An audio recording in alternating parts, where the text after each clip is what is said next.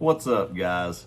Back again to do another top 3 Olight video for you guys, and this time it's weapon mounted lights, where I choose my top 3 weapon mounted lights in the following categories: EDC, duty use, and long guns. Now, this should fill any role that you need a light mounted on a weapon for, and you can choose which one is right for you. But before we get into the video, let me tell you a little bit about Olight summer sale going on right now, July the 10th. At 8 p.m. Eastern Time through July the 14th at 11:59 p.m. Eastern Time. There'll be a link in the description below where it'll take you over to that sale where you can pick up items up to 40% off. And remember, if anytime you see an item that's not on sale, you can use discount code GearRunner to save 10% off your entire order. All right, let's get into this.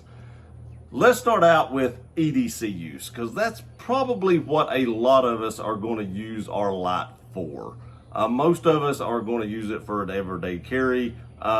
We will have lights on long guns and duty guns and stuff like that, but the majority of the country is going to be EDC. And my EDC pick is the Balder S. I really like this little light. It has this adjustable system on it right here where you can kind of adjust this back and forth to move it closer or further away from the trigger guard, and then it has this quick locking tab right here which will actually lock it down on your pistol securely, or rifle. You can use this on a rifle if you want to. And this light has 800 lumens on high and 100 lumens on low. It also has a green laser, and you can pick those settings right here. Now I have mine on light only, but if I move it over to here, you can see it's laser only. If you move it to the center, it's light and laser. For EDC, this is a little bitty compact light, fits on your gun nicely. It is rechargeable, and a lot of companies make holsters where you can actually put this light in the holster and there's a hole on the side and you just attach your charging port right there. That way your trigger guard is covered and you can charge this light safely while it is still on the gun. All right, next is duty use. For duty use, I choose the PL3. I think when Olight came out with this light, they hit a home run. It is 1500 lumens on high and 300 lumens on low. Now, most of us probably aren't going to use that low setting most of the time, but you do have it if you need it, and that 1500 lumens is a lot. The thing I like about this light over like the PL3 or some of the other lights Olight has is it always comes on the mode you left it in. So like the PL3, you could leave it on high and turn it off on high, but when you turned it back on, like after a minute or so, it reverted back to low. This thing has been off for quite a while, and you can see it's on high. So 1500 lumens, and double click and it goes back to low, back to high. But 1500 lumens is a very good amount of lumens for a duty use light. It is a little big in my opinion for EDC use. That's why I put it in the duty role for more like a Glock 17 or a full-size SIG P320 or something like that. But it also has the rechargeable port on the bottom where you just magnetically stick your charging cable to it and it charges, and when it's charging, that cable is lit up in red, and when it's fully charged it turns green, and you know it's done. And I've only had to charge this right when I got it, and I've used it quite a bit, and I've never had to charge it since. And it's been sitting in the safe some and stuff like that because I don't use a lot of duty lights, but I've not had to recharge it since the first time that I picked it up. So it does hold a charge very well. Again, it has this cool system inside it right here, whereas you push this over, you can pull this little lever down and up right there, and you can actually adjust it back and forth to what pistol you have for the trigger guard. Just kind of like the Balder S, but just a little bit different. All right, for the weapon mounted light, this is Olight's Odin Mini. I've got on my Colt right here. This is like a 6920, I think it is, or was at one point in time before I did everything to it. But when you buy the Odin Mini, it comes with this rail adapter right here. I think it comes with M-LOK and key mod, if I'm not mistaken. I know it comes with M-LOK because that's what I've got it set on. You can actually see how it kind of angles the light up to the top of the gun, so it's not kicked way out on the side. It kind of sticks it in a little bit tighter. It also comes with a pressure switch. As you've seen right there, I turned it off and on.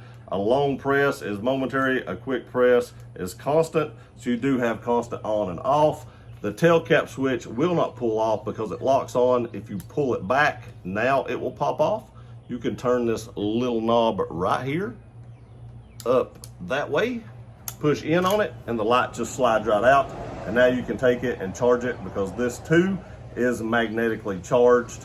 So you can just take it over to your charger, lay it on the dresser, charge it up, and then when you come back, push in on that little button again, slide it back down in there, lock it in place, put your tail cap on, push up on it, and now it is locked in. This light is 1250 lumens with a low of 200 lumens. There again, I don't expect a lot of people to use the 200 lumens on your rifle, but if you want it, it does have it. I think that coming with a pressure switch is pretty awesome because I have other brands of weapon lights that you can spend well over $500 setting up the pressure switch and everything like that. So the fact that Olight includes all this in one package is definitely a winner to me. All right, guys, so now we're going to switch it over till it gets dark, and I'm going to give you a beam shot of each of these. There again, it's not a comparison because I don't think these lights are in direct competition with each other. I just want to show you what to expect if you purchase one of these.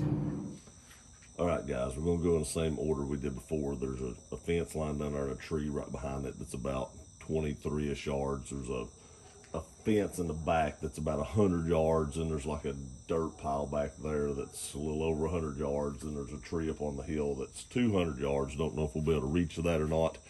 But starting with the Balder S, I'm going to show you all the low modes in these. I don't know if you're interested in that. I think most of the got a little lightning going on, heat lightning.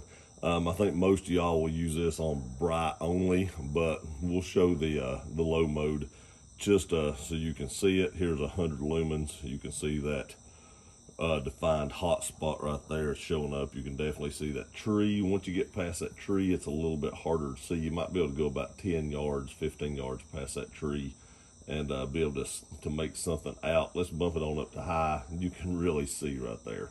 That fence back there at 100 yards, I could definitely make out someone back there at that fence. You can definitely see that really defined hot spot right there. You can see that it does have decent throw, so for like an EDC weapon light, I think this would be a really good light. And here again, we can turn on that laser. I'm not sure if you can pick the laser up. Here's the laser only.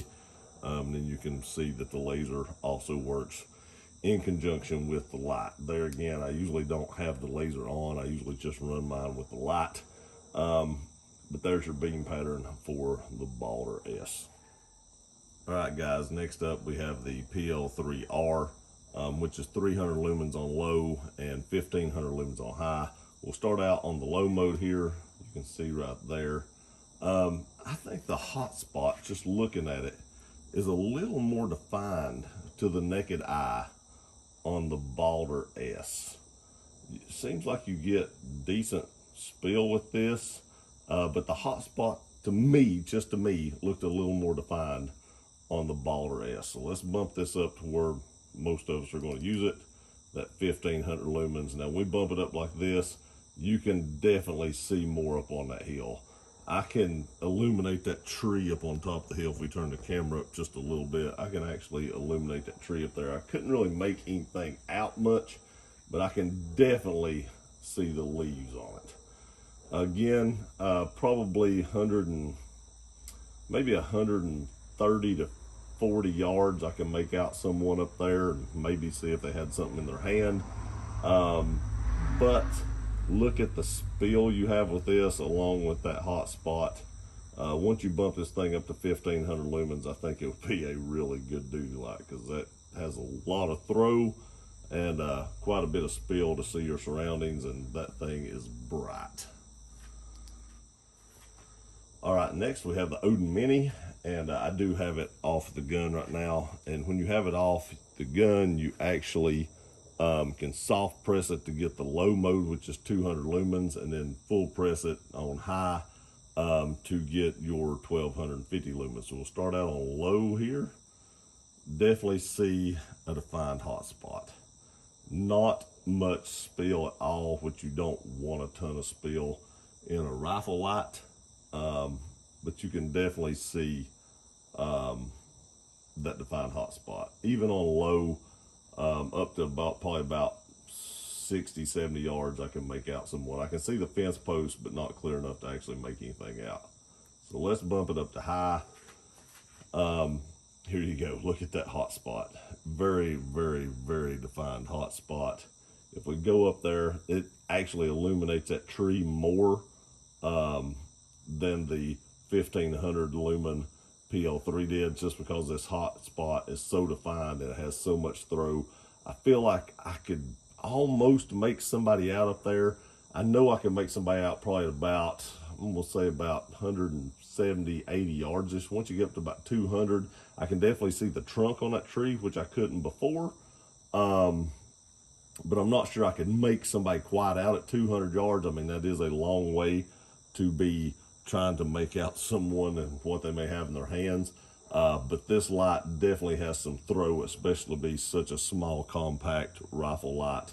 But I don't think you could go wrong with this on like your home defense gun or something like that. All right, so there is the 3 lights beam shots. So let's get back and finish up this video. All right, guys, there you go. You've heard the info, you've heard the lumens, you've seen the performance and beam patterns of these lights. Now all you have to do is click the link in the bio to go pick up one of these, or pick up all 3 of them, whichever one fits your need. If you need one for each of them, pick up all of them during the sale. You can't go wrong saving a little bit of money. Remember, there'll be a link in the description that takes you to that sale. And if anytime you see something on their website that's not on sale, again, you can always use discount code GearRunner to save 10%. I appreciate y'all watching this video. Please like, share, and subscribe. I love you guys. We'll see you next time.